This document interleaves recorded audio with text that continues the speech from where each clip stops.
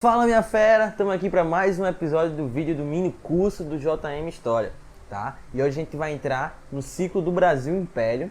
A gente vai começar por primeiro reinado, vamos comentar alguma coisa ali de regência e posteriormente vamos dar início ao segundo reinado brasileiro, certo?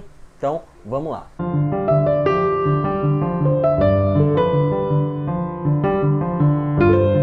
Pessoal, para começar eu queria dizer que a gente já fez um vídeo, tá no nosso Instagram, no meu Instagram, no Instagram do Luiz Fernando, um vídeo sobre alguns mitos que existem em relação à independência brasileira, né? E como a gente sabe, o primeiro reinado ele nasce justamente a partir da independência brasileira, um projeto que foi construído por uma elite e que vai colocar e que vai receber o Dom Pedro I, o filho do Dom João, rei de Portugal, que foi para Portugal, deixou o Brasil com o trono vazio, e o Brasil vai se emancipar politicamente em relação a Portugal.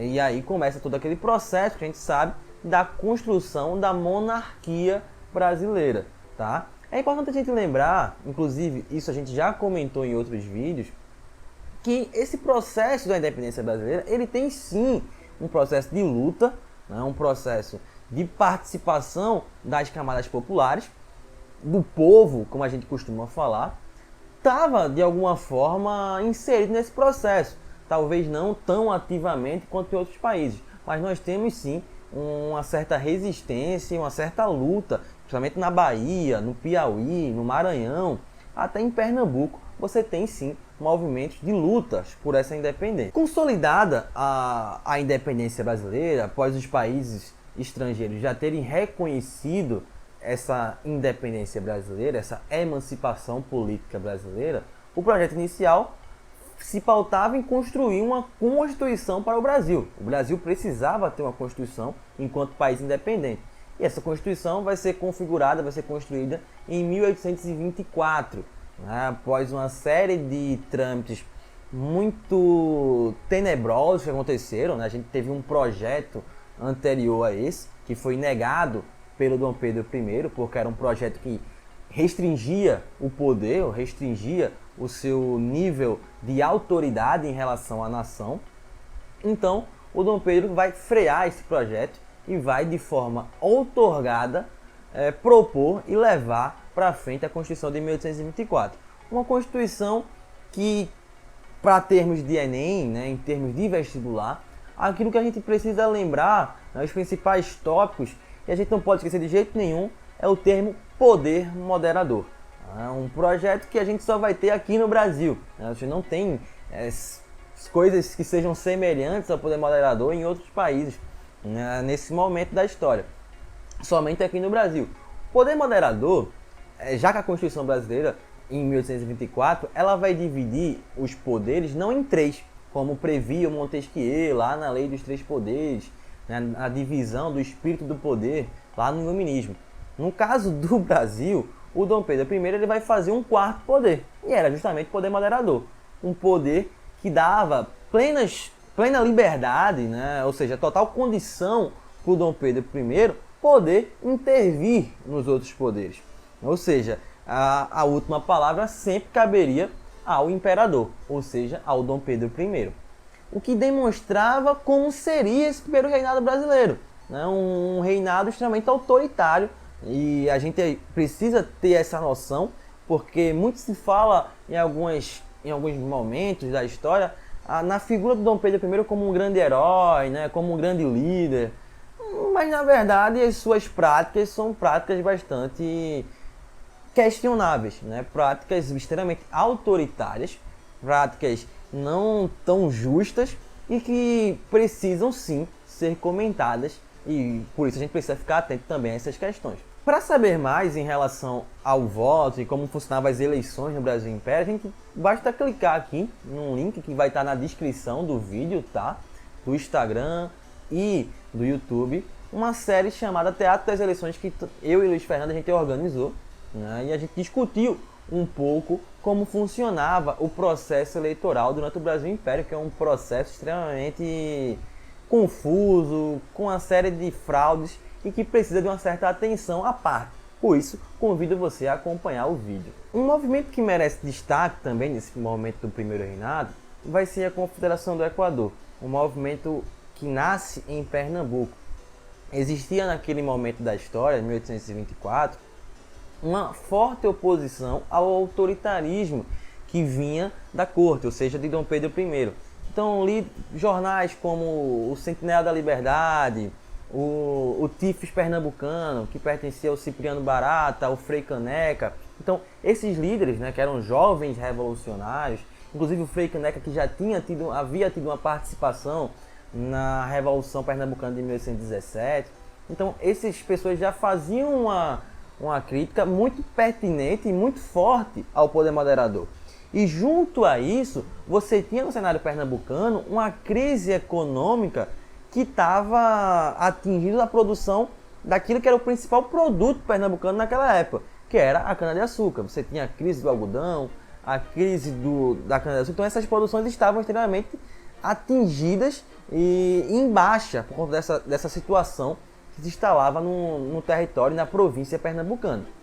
Diante dessa pressão e dessa oposição que vinha de Pernambuco, o Dom Pedro I ele vai demitir o presidente de província, que era um cargo que existia naquela época, ou seja, uma espécie de governador, vamos dizer assim, sem querer ser anacrônico, mas ele vai demitir o presidente de província pernambucano daquela época e prontamente os pernambucanos, liderados pelo Frei Caneca, vão começar uma reação a esse movimento, uma luta armada, né? Vale lembrar que era um movimento republicano, né, que tinha a intenção de construir uma república em Pernambuco e, claro, de forma bem resumida, o movimento vai começar tendo vitórias interessantes nos primeiros meses. Mais adiante, após as tensões iniciais e algumas vitórias que foram obtidas nos primeiros meses pelos revolucionários pernambucanos, e até é bom lembrar que esse movimento ele não vai ficar restrito somente a Pernambuco. A grande intenção era construir uma república e com isso separar o território, aquele pedaço do Nordeste que vai aderir ao movimento, e separar do restante do Brasil, o que não era interessante de forma alguma para a corte brasileira, que queria consolidar o território. Pensando nisso, o Dom Pedro I e a corte brasileira, né, o poder central, vai contratar mercenários britânicos, também vai colocar as forças nacionais para controlar e frear aquele movimento. Então a derrocada do movimento vai acontecer justamente quando essas tropas imperiais vão invadir Pernambuco, vão invadir Recife e vão fazer uma pressão, uma repressão fortíssima, né? Saqueando a cidade, violentando mulheres, queimando comércio. Então o movimento vai ter fim com isso. Inclusive o principal líder do movimento, que era o Frei Caneca, o representante máximo da Confederação do Equador, vai acabar sendo executado no Forte das Cinco Pontas, morre fuzilado pelas forças imperiais. E com isso, a Confederação do Equador estava encerrada. O Dom Pedro I ele vai ficando cada vez mais impopular na frente do seu cargo. A sua impopularidade vai se dever a alguns fatores. Primeiro que a balança comercial brasileira não estava favorável, ou seja, você tem uma crise que fazia com que as pessoas pagassem muito caro por aluguéis, por alimentação, ou seja, a condição econômica do Brasil não era uma condição econômica positiva naquele momento, né? Você vai ter também outros fatores como a sucessão do trono português, né, que fez apesar de não ser uma questão brasileira, mas que vai ter uma forte influência no desenrolar do trono brasileiro. Isso se dava porque o Dom Pedro I ele vai acabar se preocupando em não perder aquele trono, a sua filha, uma questão puramente dinástica, né, de não perder a continuidade da monarquia portuguesa. Ele vai acabar posteriormente deixando o Brasil pensando nisso. Você também tinha a questão da Guerra da Cisplatina, uma guerra que o Brasil vai se envolver durante o primeiro reinado, e que vai ser uma guerra muito dispendiosa, ou seja, uma crise, o Brasil já estava em uma crise econômica, e junto a isso, você gastou mais do que poderia. Então, o cenário econômico vai piorando cada vez mais.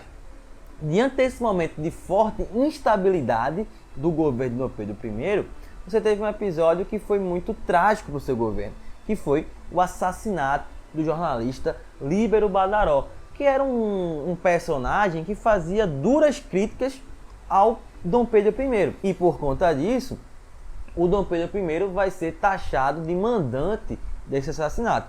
E vai ser, veja, no momento em que o governo já estava numa impopularidade altíssima, vai ser a gota final para uma crise sem tamanhos. E devido a essa forte pressão que foi feita por alguns setores da sociedade e por alguns setores políticos, o Dom Pedro I ele vai abdicar do trono, vai voltar para Portugal, onde inclusive vai se tornar o Dom Pedro IV lá em Portugal. Só que tem um problema. Quem ficaria à frente do trono brasileiro? Você não tinha um herdeiro que tivesse a idade suficiente para assumir esse trono, visto que o Dom Pedro II ainda não tinha idade suficiente para assumir o cargo, né? Ainda era uma criança que com seus 5, 6 anos de idade, tá? E vai ser nesse momento que vai surgir no Brasil o período chamado período regencial, em que o Brasil vai ficar sem rei. E é nesse momento que começa justamente o período que vai de 1831 até 1840. Um período que o Brasil, a monarquia no Brasil fica estagnada e a gente tem o início daquele momento que inclusive vai ser chamado por alguns historiadores de experiência republicana ou outros termos que também podem ser chamados. Pronto, pessoal, então esse foi nosso vídeo, né? Alguns comentários a respeito do primeiro reinado. Fica ligado no nosso Instagram, fica ligado no nosso grupo do Telegram e aqui no YouTube. A gente ainda vai falar mais sobre o Brasil Império. Beleza, pessoal? Então, valeu!